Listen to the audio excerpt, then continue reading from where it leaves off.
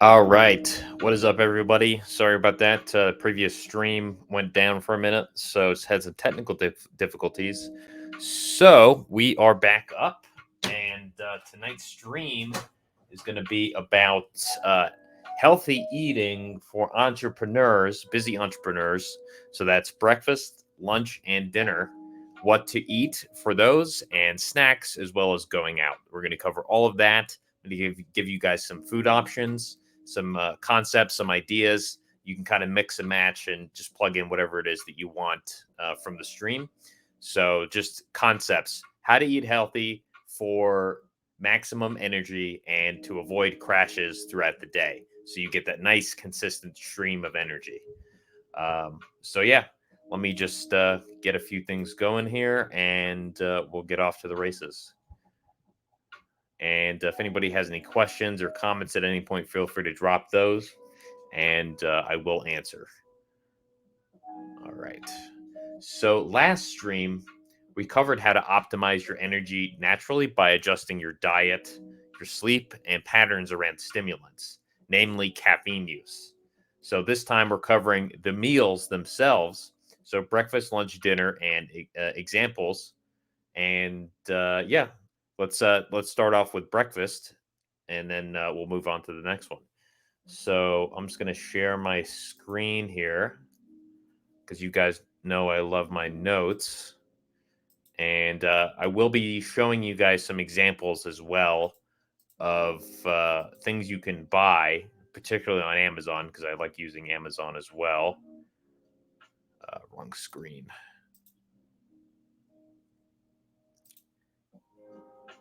Just a second here. StreamYard's playing games. Okay. There we go. All right. So, breakfast. So, last stream I covered uh, low glycemic foods, right, versus high glycemic foods. Now, namely, that's carbohydrates. So, what we're going to be looking at is examples of high glycemic things you want to avoid because your body is going to process those carbs much faster. They're going to get turned into glucose, and that glucose is then going to get shuttled around your body for energy or fat storage, depending on what you're doing. So, um, obviously, if you're exercising or lifting, if you have glucose or sugars or carbs around that time, it's going to be a lot better overall because you're much more likely to put that energy to good use. But let's say you're just sitting around not doing very much and you have a big plate of pasta, for example. Some of that's probably going to get partitioned and maybe stored as fat. So, and also, I mentioned in the previous stream, we get those big peaks of blood glucose, right, which leads to that very high energy state that we get after eating like lots of sugar, for example, or you know, um, maybe not so much with pasta, but like sugar is really pure. Those are really pure carbs, so they're very easy to break down, and you get a sugar high, and that's generally what kids experience. So um, high GI foods might be like white breads, white pastas, any kind of candy, any kind of fruit, pretty simple carbs. Of course, there's some variance there because fruit has fiber, but generally speaking, it's a lot higher glycemic index than a low glycemic index food like your brown rices, your whole wheat pastas, um, things like that. So that's the concept. So for breakfast, you want to go low glycemic. So if you're going to have breakfast, make sure you have those low glycemic carbs. If you're going to have carbs, and make sure you're eating proteins and or fats with those carbs. So I'd recommend either protein and low glycemic index carbs or proteins and fats. So if you're going to have the carbs, make sure you have the protein as well. Um, I think protein and fat pairs a protein, an animal protein, and a fat, a healthy fat from like a vegetable source pairs nicely together because you're getting the combination of the proteins, maybe a little bit of saturated fat from the animal, but also a lot of healthy, let's say, monounsaturated fats from the plant sources. So talk about like nut butters, things like Sasha Anichi, and tiger nuts, avocados, things like that. I think those go really nicely together for good energy. So all three of those at the same time, let's say a carb, protein, and a fat, that's good too. But as long as you don't have too large of a meal, right? If you have proteins, fats, and carbs, it's possible that you might have a really big meal there. So you want to make sure you're keeping your portions in check. If you have a big meal, it's going to lead to what's called postprandial fatigue, which is just fancy speak for you feel tired after eating a really big meal. And we do not want that with breakfast. So make sure you're checking out your portion sizes. And again, you want protein and carbs, or protein and fat, but definitely not like carbs by themselves if you can avoid it. If you are going to eat carbs by themselves, low GI carbs is the way to go. So that means less sugars and nothing overly sweet typically. So examples of some breakfasts. So let's say combinations of these things, right? Low GI foods, proteins, and fats. So example breakfast: steel cut oats plus lean turkey bacon plus avocado. That's one. So that's your low GI carb, your protein, and your healthy fats. Another one could be whole wheat eggs. Whole wheat eggs. What the hell am I talking about? Whole wheat. Um, whole eggs and egg whites, plus let's say a hot sauce, or a man, I can't talk tonight. Whole wheat eggs or egg whites and avocado, plus a hot sauce or a sriracha. Whew, that was a tough one. So again, proteins for good cholesterols, plus the healthy fats from the avocado. That's good. And if you want to spice up the flavor, you can add some Himalayan sea salt, or just sea salt, and or the hot sauce or the sriracha. So good balance of flavors there, and you're getting the good proteins and the healthy fats from the avocado. Lots of good energy there. Then next, on the more breakfasty side of things, we actually have, you guys would be surprised, there's a lot of keto and paleo style waffles and pancake mixes out there nowadays. And there's actually this company called Birch Benders, and they have products that are available in a majority of stores. I've seen it in Sprouts. I've seen it in Ralph's. I've seen it in Whole Foods.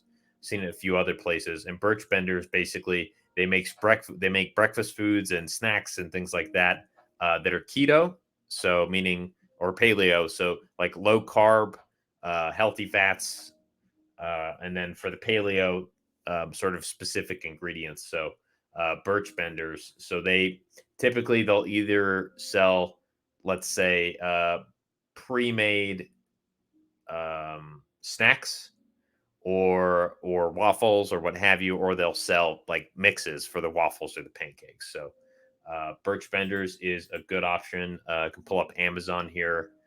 You can see just on Amazon. I'll try and zoom in a little more.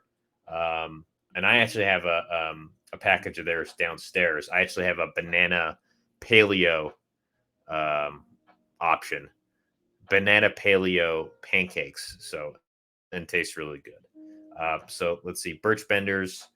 We have the organic classic, the paleo, the keto, sweet potato, protein, blueberry. I mean, it goes on and on. They actually have a keto syrup as well. So let me take a quick look at that.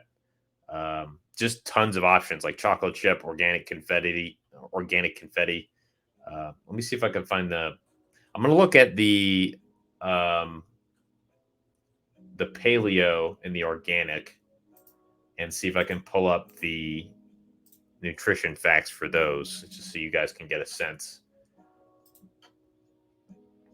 We're doing some breakfast hunting. So let's see, for the keto syrup. So it's a natural syrup sweetened with monk fruit. They've got to have the nutrition facts here somewhere.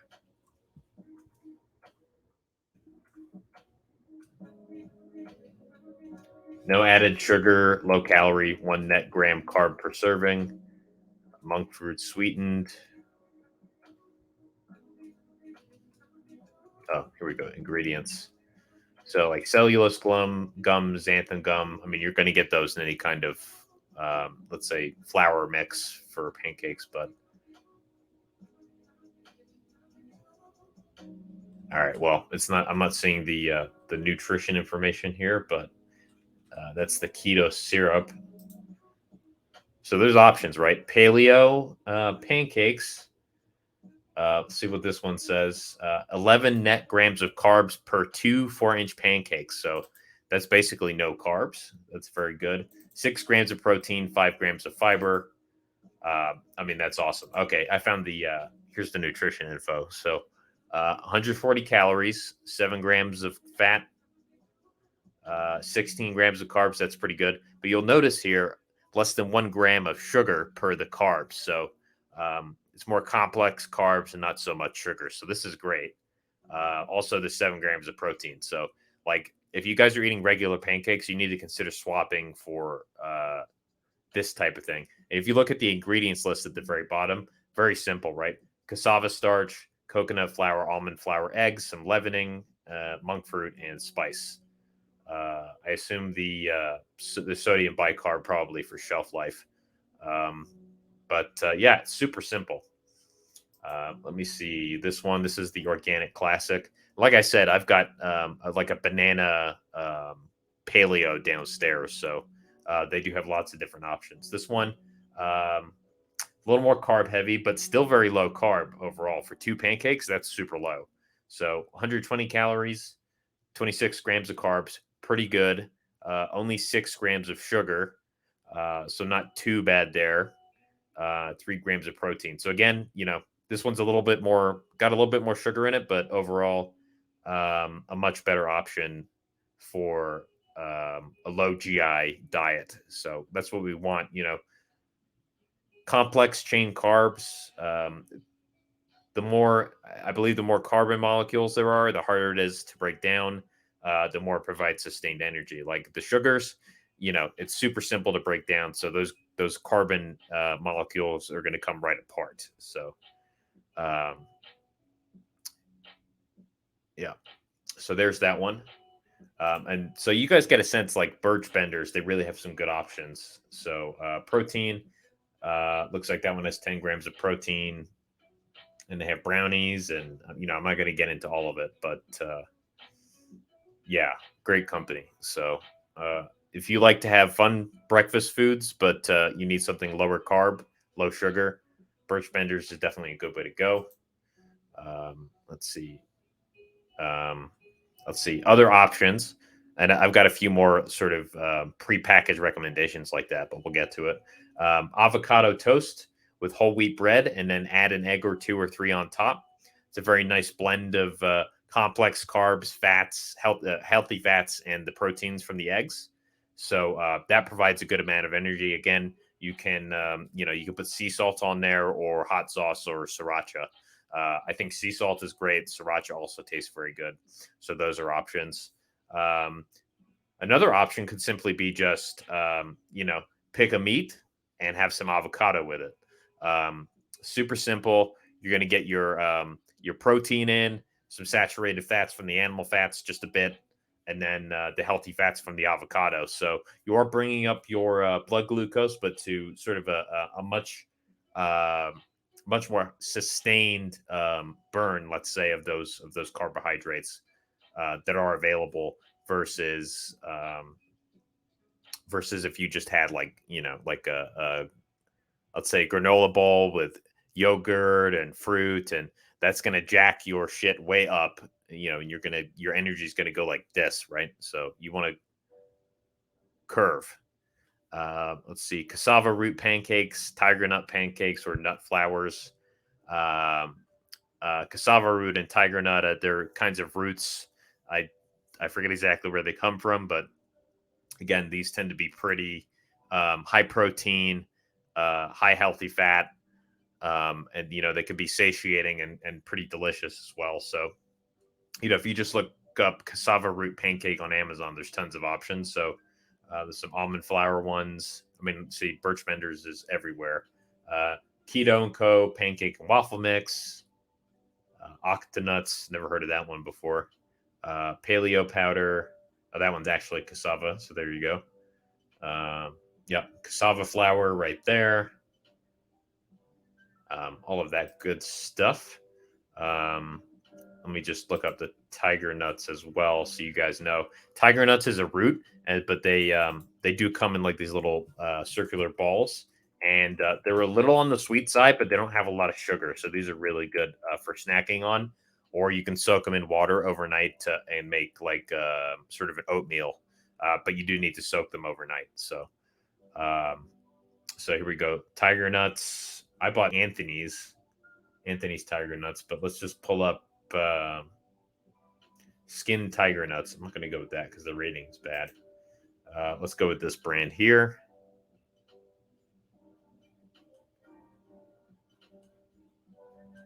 Just looking for the nutrition information.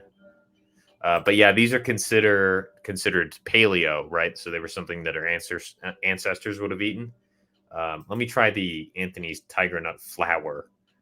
So this would be good for we have nutrition facts here. So this would be good for the oatmeal, right? Let me see if I can zoom in. So again, 130 grams of calories. Sorry, 130 calories. This one, it doesn't seem like this one's zoomable. So 130 calories, 7 grams of fat, very little saturated fat, some carbs, 14 grams worth, 3 grams of fiber, 5 grams of fat. 5 grams of sugar. It's late for me, and 1 gram of protein. So some sugar. So I would maybe consider combining this with some protein. But it is pretty tasty and fairly sweet. So it's a nice. Let's say if you want some sugary stuff with your breakfast, then you could have this, or we could just save this as a snack. So, but again, this is. I know it has like 5 grams of sugar, but this is gonna absolutely whoop any of the traditional breakfast cereals people might be eating. Anything that comes in a package from like a package from the store, like pre-made burritos, any of that shit. So back to the notes. So Sacha Anichi tiger nut butters. So again, the tiger nut, you can get it in a buttered form, and there's another root called Sacha Anichi. Has some sugar in it, but also got a good healthy balance of fats and some protein. So there's that. And then if you're a cereal lover, since we're on the breakfast conversation, I know a lot of us grew up eating cereals. So there are 2 cereals that are high protein, high fiber, low carb, low sugar. And one is called 3 Wishes cereal, and the other is called Magic Spoon. So these have artificial sweeteners or monk fruit, and will still cause a glucose and insulin response, because artificial sweeteners actually do still spike your blood glucose and insulin a little bit, even if the package says no sugar or sugar free or whatever, but much less than any other kind of sugar product, sweetener, or let's say actual carb. So also, you can just search if you're looking for cereals, just search for keto cereals on Amazon or online. There's tons of options. So if you take a look at some of these, Magic Spoon comes right up. Catalina Crunch, really great option. Keto granola. I can vouch for Magic Spoon and Catalina Crunch personally. So those are very good. And again, you guys can try out different options here. You don't have to buy the ones that I'm buying. Just take a look at the options that are available and see what you actually want to try. This looks really interesting right here. I might actually buy this. Perfect Keto Honey Nut Cereal, collagen and medium chain triglycerides, 2 grams of net carbs, 1 gram of sugar. Okay, it has a lot of sugar alcohol, so it's kind of an artificial sweetener. So not the same as regular sugar, but still going to cause some type of response. But again, 0 added sugar, still going to be better than most of the stuff you guys grew up eating for cereal. So, and it's got that hydrolyzed bovine collagen, MCTs, a pretty nice ingredients list overall. I'm a little suspect of the 11 grams of sugar alcohol, but it's a pretty good ingredients list, and it's not actual added sugar. So And it's honey flavored, so that looks pretty good. I'm gonna keep that up for later. So the rule for breakfast is just, keep it simple, keep it clean, find things you enjoy and that are easy to make, and keep carbs complex and avoid simple sugars. So that's fruits, syrups, anything like that, table sugar, you name it. And traditional breakfast cereals, you definitely want to avoid those. uh, Regular store bought milk, you got to check the labels on the back of those things because they're going to be loaded with sugar, and that's going to give you energy spikes and crashes. And lots of sugar ingestion is also associated with things like uh, gut problems and brain fog, so we have to be careful about our sugar intake as well.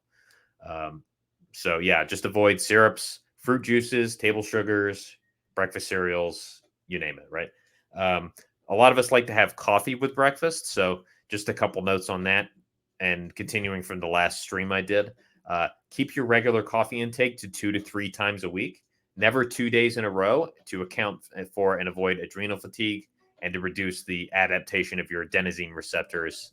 Um, so that's what caffeine binds to. So the more of a substance there is in the body, the more likely it is the receptors. So let's say Andrew Huberman likes to call it a parking space. So this is your caffeine, and this is your adenosine receptor. It's going to park there, and the body's going to say these spaces are filling up. So we need to make less spaces, so the cars will go away. If that makes sense. So 2 to 3 days a week, regular. Do decaf the rest of the week. I actually recommend you guys check out Vita Cup Coffee. They have two very good decaf blends that I can vouch for, and their regular coffees also look great. They add vitamins and minerals and nootropics to their coffees, so that's awesome. Um, Last note on breakfast, actually, if you want to skip breakfast, I actually do encourage that. But you can do intermittent fasting. So that has a whole host of health benefits and will allow you to start your day without having to stop and make breakfast. Intermittent fasting is basically when let's say you eat within a time restricted window for 6 or 8 hours and then you fast the rest of the day. So um, let's say you don't eat between 8 p.m. and 12 a.m. That'd be a 16-hour window. I'll cover the benefits of intermittent fasting in another stream, but just know it's great for your metabolic health and encourages healing within the body. So, an important point there. Next, let's move on to lunch. Lunch and dinner are actually pretty similar, but they're very easy since there isn't as much of a desire for time specific foods like breakfast. I know we all love our traditional breakfast foods. So, for lunch, keep it super simple, right? Super easy. So, one type of meat, one type of veggie, one healthy fat source, and some low GI carbs, low glycemic index carbs. So you want to feel satisfied at lunch, but not overly full. Dinner, it's a little better to, as long as you don't eat like 3 hours before bed, you can have a bigger meal for dinner, right? Because you don't have as much work to do. You don't have to stay awake generally for as long. So it's not as big of a concern getting that postprandial fatigue with dinner. So for lunch, just mix and match the meats, the veggies, the fats, and the carbs. So for meats, choose between grass-fed, 90% lean beef, 80% lean turkey, organic ground chicken, pork loins, and you can get those bone in or bone out. I actually like to get the bone in pork loins from Trader Joe's. There's extra animal fat on those, and for me, that's a treat. I really enjoy those bone in pork loins from Trader Joe's. Also, wild caught salmon, swordfish, or any other fish except for cod and scrod. I've heard some strange things there about the farming practices and the health of those fish. So, if you want to go for other types of fish, the wilder, the better. So, mussels, if the mussels, those are a great source of nutrition if they come from the right source, and the same is true for oysters. You just have to be careful where you get them from. So maybe get them from a fishmonger, or like maybe a butcher. Some butcheries have fish, but you got to really make sure the stuff is fresh. Fishmonger would be the way to go if you have a fish market near you. And again, just make sure they are like fresh caught that day or put on ice from like yesterday. So um, for the veggies section, any organic veggie really. Options might be like I like baby broccoli. That's nice with some olive oil or avocado oil drizzled on it. Roast those. Brussels sprouts, also good. Cauliflower, also good. Let's see what else. Those are the ones that I generally eat. Kale, so-so. It's well, they're both cruciferous, but kale so-so has a lot of oxalates in it. But yeah, just any organic veggie that has substance. You want enough of it so that you need 2 hands to pick up the serving. So you want like this much vegetables. Maybe not tomatoes because again, there's some sugar in there, but you want some vegetable of substance that's going to take up space in the stomach. Also provide you with the fiber, and you get some carbs from that as well. So, those are your meat options. Those are your veggie options. The fats, again, organic avocados, great source of monounsaturated fats. Those are really good for you. Great for your HDL. That's your healthy cholesterol. Other options include raw oils. So let's say you take like a tablespoon of avocado oil. You can just drink that or pour it on your food or your salad. Also, sorry guys, I'm pretty beat. Also, what do you call it? Olive oil? Raw olive oil, also good, cold pressed. Animal meats obviously tend to have fat in them already. Grass-fed butter, that's also good. It's got to be grass-fed. That way, it'll be the most nutrient-rich. Some people like these things called ghee butter, kefir, also 2 sources of fats. I haven't used them too much, but a lot of people in the alternative diet spaces swear by those. So I think paleo people like it, keto people like it. So, and then there's nut butters as well. So things like cashew butter, almond butter, peanut butter, Sacha and Ichi, tiger nut butter, all very good sources of fats, and they have some complex carbs, maybe some sugar in there as well. So those are really good options. So from these 4 sections, you can mix and match, and that provides you with like 20, 30 different meals right there. So you can do that. When trying, I do have a medical recommendation though. When you are trying different types of fats, isolate the variable here and just try adding them one at a time, right? So try them out one at a time. Because what you want to do is you want to get a sense of how does this impact my cholesterol levels. So for me, for example, avocado oil and avocados greatly benefited my HDL. And Whereas olive oil, for me, not so much, but drinking raw avocado oil increased my HDL like 10 points. So it's important to see how you're going to metabolize those fats. It may boost or lower one or both of your cholesterol markers, so including triglycerides. So there's that. Then there's the carb section for, I guess this is lunch and dinner, right? I'll cover some, I guess maybe a few dinner points. For carbs, whole wheat pastas or veggie pastas and high protein pastas in particular. There are a ton of varieties nowadays, and they aren't just all carbs, unlike most of the pastas we got when we were kids. You want to just avoid the all like if you look at the back of the box and it's all carbs, you want to avoid that unless you're trying to have a good time, right? Like if you're just going for pure enjoyment, then by all means go for it. Brown rice also always a winner. Low glycemic, very filling, and yeah, that's good. Also, I didn't write this down, but beans. Beans are a very good source of carbohydrates, complex carbs, and proteins as well. And so that's like pinto, garbanzo, chickpea. Um, yeah, all great options there. So again, you can mix and match. You can do rice and beans, just the beans, just the rice. You can throw in hot sauce, sriracha, any other kind of sauce you want, as long as it's not sugary. And you can just mix and match all of this stuff through all these different options to create a bunch of different meals. Now, admittedly, they all kind of share some common ingredient. Like maybe you have a pork with the beans one day, and then like next week there's pork and rice, but it's a different meal. So, and you can also change the fats out with that. You can change that to protein. So you can just kind of cycle, do all kinds of different things here. So that's a good way to keep a nice, steady, even energy level through lunch. For dinner, dinner is the same for me, honestly, as lunch. I follow the same exact pattern, and it's super easy to put together. You can mix and match lots of different combinations. I will cover going out in just a moment. So, like going out for dinner, if you want to call it that. I have my own version of going out, but so for snacks, the snacks section, everybody's favorite. Again, lean on those nut butters, the Sacha and Ichi, the tiger nuts, a little sugary. Any kind of keto bars, as long as it doesn't have seed oil in it. Turkey bacon, that's very lean.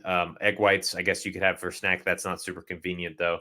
But turkey bacon, organic jerkies with very little preservatives. Make sure it's low sugar and no soy or added sugars. You just got to really stay on top of your labels, right? Just make sure you know exactly what's in there, because it's the stuff you don't read and the stuff you don't know that gets you.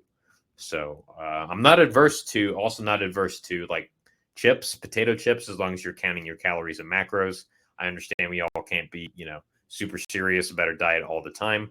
Although, you can find healthy potato chip options as well. Honestly, if you look up like keto this or paleo that, you'll usually find it. So, and lastly, we have the eating out section. So going out, I know going out is very important to a lot of people. I know going out to dinner is important for a lot of people. And trust me, I understand that. I get that. So the key thing with going out for dinner is just know what your goals are. And if you're going out for fun, go out for fun. So in that case, don't worry about calories.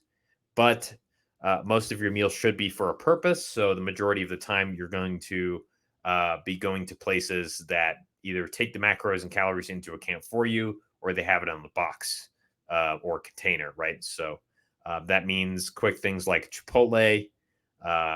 They have their calorie ranges. Also, you can enter it on MyFitnessPal and get a sense of the calories you're eating.